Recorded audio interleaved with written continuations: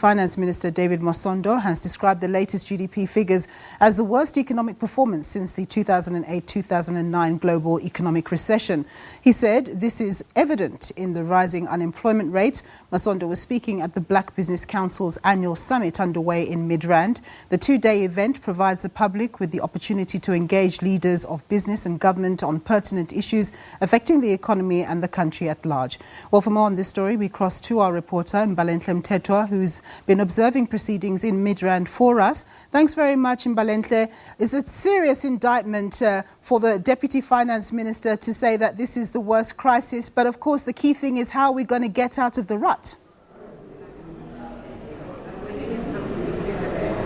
Yes, indeed. We've heard calls from some of the guests who have appeared before this event talking about the need to actually resolve some of the issues at SOEs, particularly Eskom. We understand that without energy, it's very difficult to have a fully functioning and growing economy, because we also understand that, with regards to disruptions to production, that always also contributes to lower economic numbers and lower GDP numbers.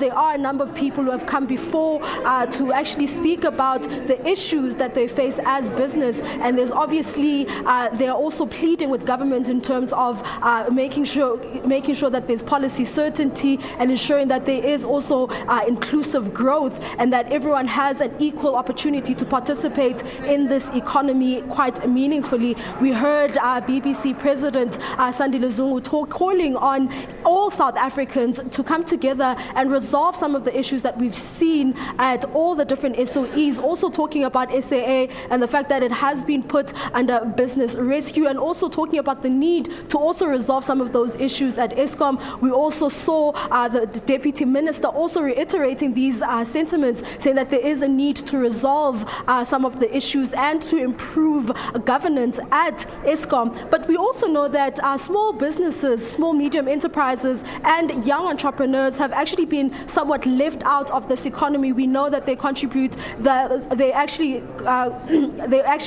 contribute the largest percentage in the 29% unemployment rate in South Africa. And to speak to us about how young people can participate and how they've been left out of this economy and how they've actually become casualties of load shedding, and their businesses have become casualties of load shedding, and in terms of inclusion, how they've also been left out of certain projects in their very own communities. I am joined by Ivile Dukashe, who is a youth activist. Thank you so much for speaking to us. You spoke to us about some of the opportunities that are available at community level. However, young people don't quite have access to those opportunities and can't really leverage those opportunities. Talk to us about that. Yes, thank you so much for speaking to me about this matter. Yes, the problem is that young people are quite excluded from available opportunities.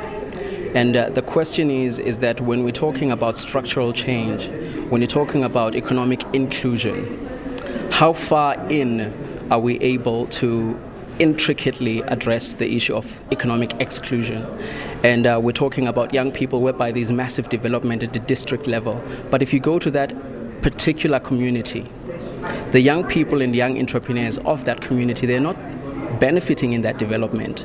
And then if you're looking at monitoring and evaluation, if you're going at a district level where the opportunities are supposed to be, the people of that district or that locality, they're not benefiting from that development. Practical example, we're dealing with an instance whereby young people are occupying construction sites and demanding to be included in those initiatives.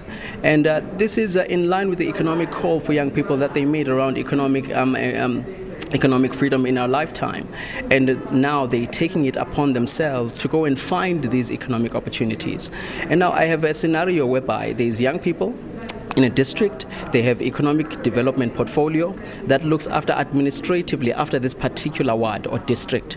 And there they have a pool of young people with a skill set, with small businesses, whereby the private sector can go in a pool and take out young people who have businesses in that district, and they become service providers for general work, including service provider that can go in and subcontract. Now that is practical transformation, that is practical dispensation of opportunities within a district and local level. And what would you say has been a major hurdle with regards to that happening? The major hurdle has been capitalist cronyism that takes place at a construction level.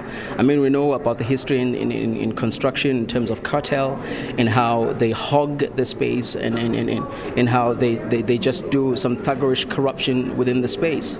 And now what we're saying to government, for an example, the president is talking about infrastructure development symposium, where he's going to be embarking on a massive infrastructure drive to create jobs.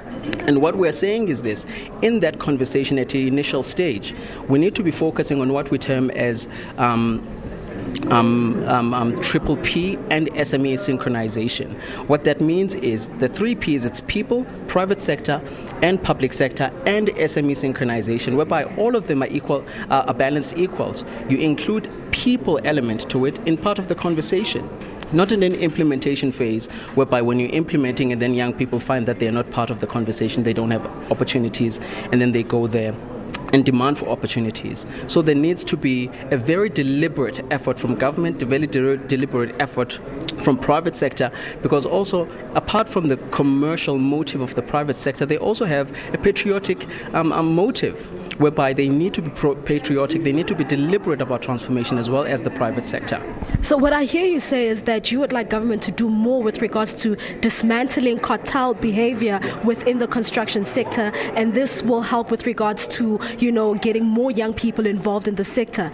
Yes, absolutely. That's exactly what we're saying, because government is really talking now about collaboration and complementation between them and the private sector. And now what we're saying is that they need to also look at people.